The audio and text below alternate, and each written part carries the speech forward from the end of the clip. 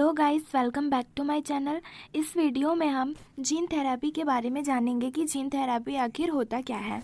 सबसे पहले हम जानते हैं कि जीन क्या होता है। तो gene are unit of heredity and code for a protein synthesis. Gene एक यूनिट ऑफ हेरिडिटी है। इट मीन्स कि ये हर one generation to another generation transfer होता है, जिसमें उनके पेरेंट्स के सेम टू सेम जो उनके पेरेंट्स में जो भी करेक्टर होता है, पेरेंट्स का जो नेचर होता है, वही नेचर उनके बेबीज़ में आता है, उनके बच्चों में आता है। तो इसे हम जीन बोलते हैं। ये one generation to another generation transfer होता है। इसमें क्या होता है कि प्रोटीन का सिंथेसिस होता है। इट मीन्स कि जो अमाइनो एसिड्स होते हैं वो हम प्रोटीन का अरेंज करते हैं। प्रोटीन अरेंज में हम राइबोसोमल आरएनए और ट्रांसफ़र आरएनए, मैसेंजर आरएनए और various type of enzyme like tRNA और एमआरएनए, इन सब का यहाँ पे अमाइनो एसिड जो होता है वो कंबाइन होता है, इनको बाइंड करता है और बाइंड करने के बाद जेनेटिक कोड एक न्यूक्लियर डीएनए बनाता है और यही DNA one generation to another generation transfer होता है और हेरिडिटी जो भी पेरेंट्स का कैरेक्टर है वही पेरेंट्स का कैरेक्टर बच्चों में ट्रांसफ़र होता है। One of the recent advance, एक क्या अभी जो रिसेंट एडवांस में मॉलिक्यूलर बायोलॉजी के बेस में जीन थेरेपी एक डेवलप और सक्सेसफुल थेरेपी माना गया है और ये बहुत सारे लोग इसको प्रीफर कर रहे हैं और अपना जीन थेरेपी, अपना जीन चेंज करवा रहे हैं। जीन थेरेपी एक ऐसा प्रोसेस है जिसमें हम जीन को हमारे सेल से इंट्रोड्यूस करवाते हैं और ये प्रोटीन प्रोडक्ट जो भी मिसिंग, जिस पर्सन में प्रोटीन प्रोडक्ट मिसिंग होते हैं, डिफेक्टिव जीन होते हैं, उनको ट्रांसफ़र कराते हैं दूसरे जीन से या फिर उनको ट्रीट करते हैं नॉर्मल जीन की तरह, उनको वर्क करने में उनको हेल्प कराते हैं जीन थेरेपी के थ्रू। और जो भी जीन में डिफेक्टिव है, उनमें जो भी प्रोटीन की कमी है, वो प्रोटीन हम प्रोवाइड कराते हैं जीन थेरेपी के थ्रू। अब हम डेफिनेशन देखते हैं कि जीन थेरेपी एक्चुअल में क्या होता है। Gene therapy is defined as the replacement of defective gene. Gene therapy एक ऐसा ट्रीटमेंट है, ऐसा प्रोसीजर है जिसमें हम डिफेक्टिव जीन को रिप्लेस करते हैं एक हेल्दी जीन से, या फिर उसको जो भी उसमें प्रोटीन की कमी है, जो प्रोटीन फुलफिल नहीं हो रहा है, उस प्रोटीन को हम इसमें रिप्लेस करते हैं। इसमें जो भी इंडिविजुअल पर्सन है उसमें अगर किसी तरीके का डिसऑर्डर है, कोई डिसीज़ है जिससे वो सफ़र कर रहा है, तो इसमें हम जीन थेरेपी के थ्रू उस डिसीज़ को हम ट्रीट कर सकते हैं। या कोई भी हेरिडिटरी डिसऑर्डर है तो हम जीन थेरेपी के थ्रू एक हेल्दी पर्सन से जीन लेके हम दूसरे पर्सन को ट्रांसफ़र करते हैं एक हेल्दी जीन, और ताकि वो प्रॉपर नॉर्मल लाइफ सर्वाइव कर सके। Now application of gene therapy, क्या क्या एप्लीकेशन होते हैं जीन थेरेपी के। तो फर्स्ट हम देखते हैं introduction of normally functioning gene. Gene therapy is the certain normal functioning gene into the gene. इस थेरेपी में हम नॉर्मल फंक्शनिंग जीन को हम जीनोम में ट्रांसफ़र करते हैं। यहाँ पे दो चीज़ें हैं, जीन और जीनोम। तो जीन एक पर्टिकुलर डीएनए न्यूक्लियर का एक पार्ट होता है और जीनोम होल स्ट्रक्चर होता है डीएनए का। When they are mutated and defective abnormal gene in the cell, हम जीन को जो पर्सन के जीनोम में ट्रांसफ़र कर रहे हैं, उस पर्सन का अगर म्यूटेटेड जीन है, एबनॉर्मल उनका ग्रोथ हो रहा है जीन या डिफेक्टिव जीन है, तो उस जीन में हम इस जीन से रिप्लेस करेंगे, हेल्दी जीन से हम रिप्लेस करेंगे एक हेल्दी लाइफ सर्वाइव करने के लिए। इस इमेज से समझते हैं, ये है एबनॉर्मल नॉन फंक्शनिंग जीन है। इसमें हम फंक्शनिंग जीन को ट्रांसफ़र करते हैं जिससे सेल का जो फंक्शन होता है, जिसका फंक्शन एबनॉर्मल है, जो फंक्शनिंग नहीं कर रहा है, तो हम इसमें एक हेल्दी जीन को ट्रांसफ़र करते हैं और फिर यही सेल नॉर्मली सेल की तरह वर्क करने लगता है। तो इसे हम gene therapy, normal functioning gene therapy कहते हैं। Now see the second point, introduction of toxic gene. Gene whose product are toxic. ऐसे के ऐसे सारे जीन्स जो टॉक्सिक सब्सटेंस प्रोड्यूस करते हैं और ये मैलिग्नेंट ट्यूमर जैसे या मैलिग्नेंट जो भी सेल है उनको किल करते हैं इस मेथड के थ्रू, क्योंकि ये टॉक्सिक प्रोड्यूस कर रहे हैं जिससे जो मैलिग्नेंट सेल है वो डेथ हो रहा है, या कोई भी इन्फेक्टिव ऑर्गेनिज्म है इस टॉक्सिक से वो डेथ हो रहा है। ये साइटोटॉक्सिक प्रोसेस करते हैं जिससे कि जो हमारे मैलिग्नेंट सेल्स होते हैं वो डेथ होते हैं।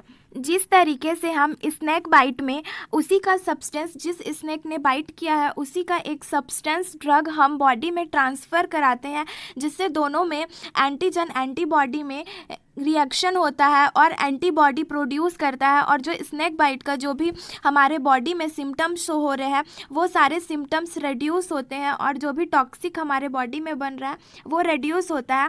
उसी तरीके से टॉक्सिक जीन थेरेपी में हम एक डिसीज सेल, जो डिसीज सेल होता है उस सेल में हम सुसाइड जीन को क्या करते हैं कि ट्रांसफ़र करते हैं, और जब सुसाइड जीन क्या होता है कि टॉक्सिक प्रोड्यूस करता है, और जब ये टॉक्सिक प्रोड्यूस करता है तो जो डिसीज सेल होते हैं वो डाई हो जाते हैं, उनका डेथ हो जाता है, और इस तरीके से क्या होता है कि ये हेल्दी सेल में कन्वर्ट हो जाते हैं।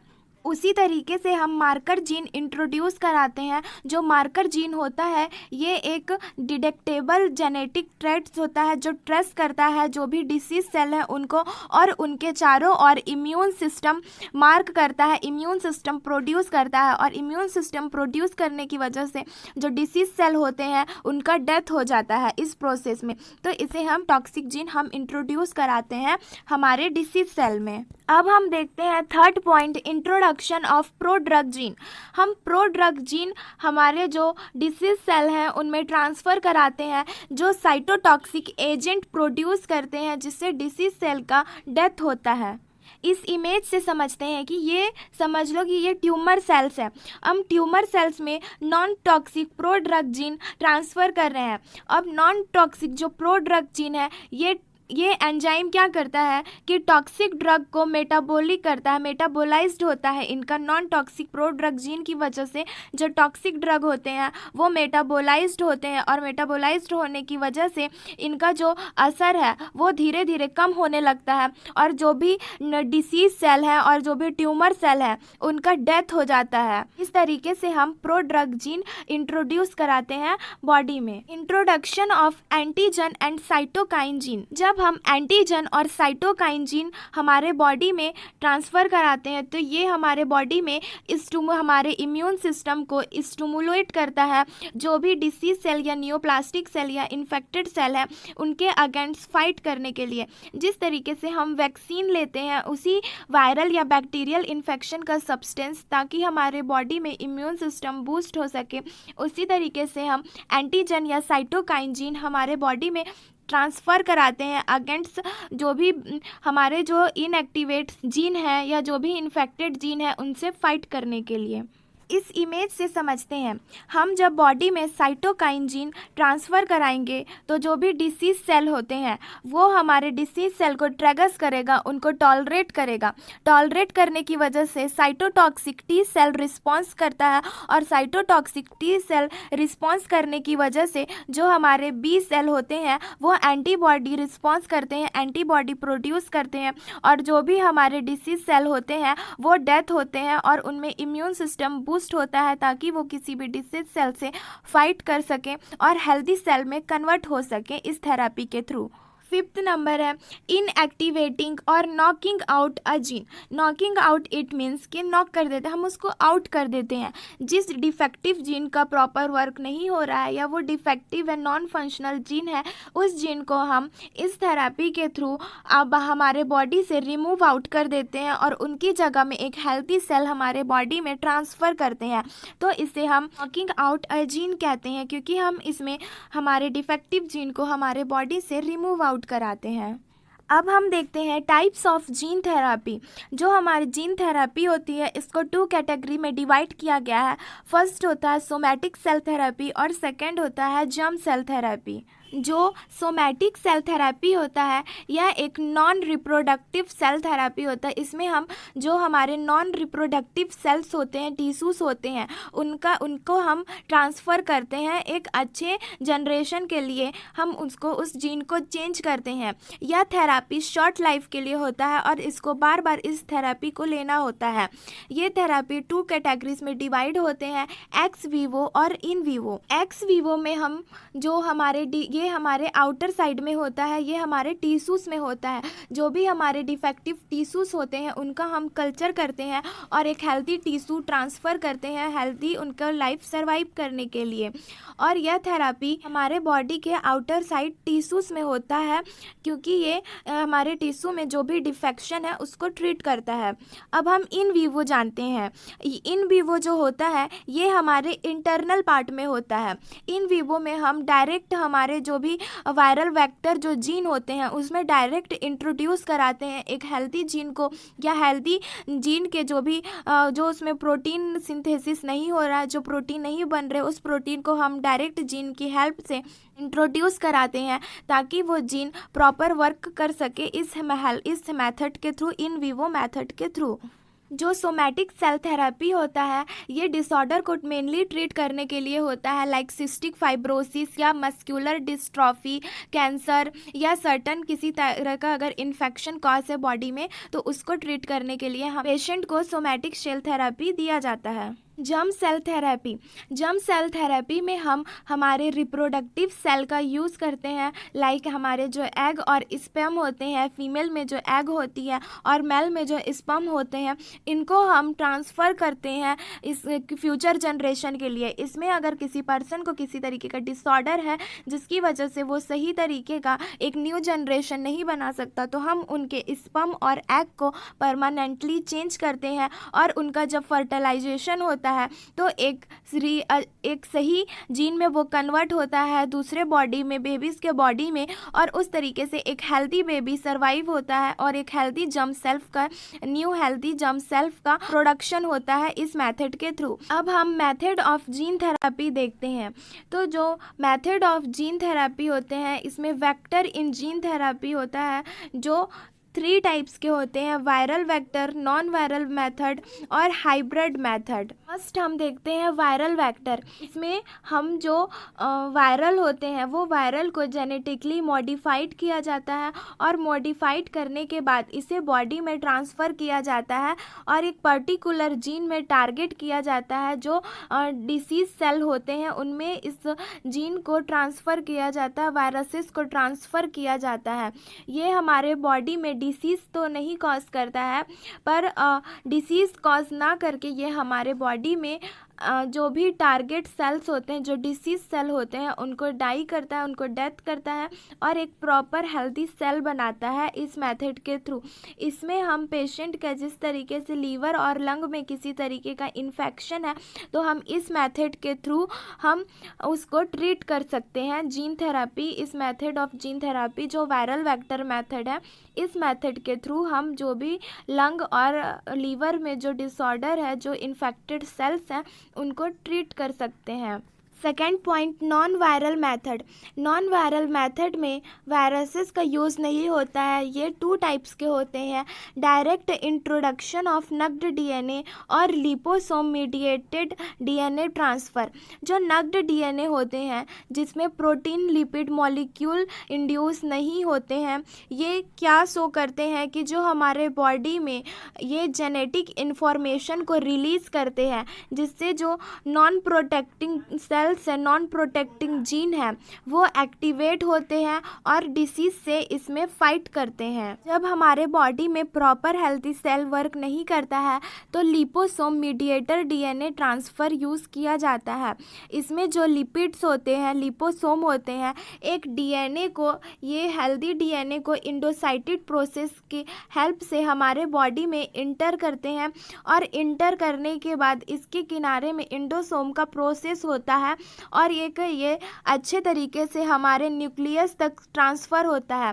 उसके बाद यहाँ पे साइटोप्लाज्मिक रिलीज़ होता है, जो हमारे डीएनए सेल्स होते हैं वो रिलीज़ होते हैं और रिलीज़ होने के बाद हमारे जो न्यूक्लियस होते हैं, मेन न्यूक्लियस होते हैं, वहाँ पे ये इंटर करते हैं और एक हेल्दी सेल बनाते हैं लिपोसोम मीडिएटर डीएनए ट्रांसफ़र की हेल्प से।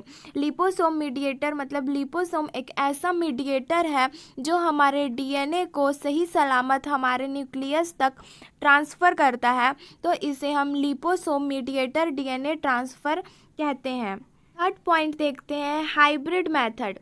Every method of gene transfer has a short coming. जो हर मेथड क्या होता है कि शॉर्ट ड्यूरेशन के लिए होता है, बट जो हाइब्रिड मेथड होता है ये लॉन्ग ड्यूरेशन के लिए होता है, और इसमें 2 और मोर टेक्निक्स को कंबाइन किया जाता है।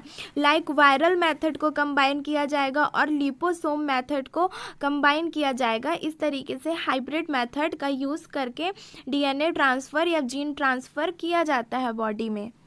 Problem and limitation of gene therapy. अब हम देखते हैं कि जीन थेरेपी में क्या क्या प्रॉब्लम और क्या क्या लिमिटेशन क्रिएट होते हैं।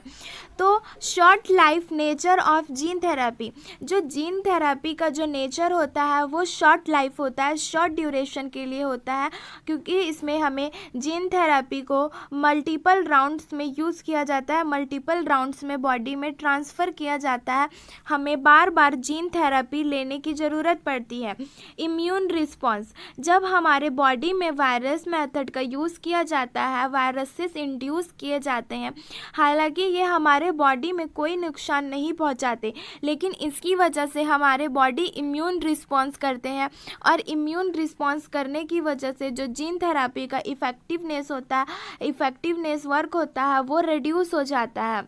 Problem with viral vector. जब हम बॉडी में वायरल वेक्टर इंड्यूस कराते हैं तो ये बहुत सारे पोटेंशियल प्रॉब्लम हमारे पेशेंट को सफ़र करवाते हैं, लाइक टॉक्सिसिटी या इन्फ्लामेटरी रिस्पॉन्स हमारे बॉडी में शो करते हैं, जिससे कि पेशेंट को रिकवर होने में बहुत ही दिक्कत होती है, और समटाइम्स ये डिसीज़ भी कॉज कर सकते हैं। मल्टीफैक्टरल डिसऑर्डर।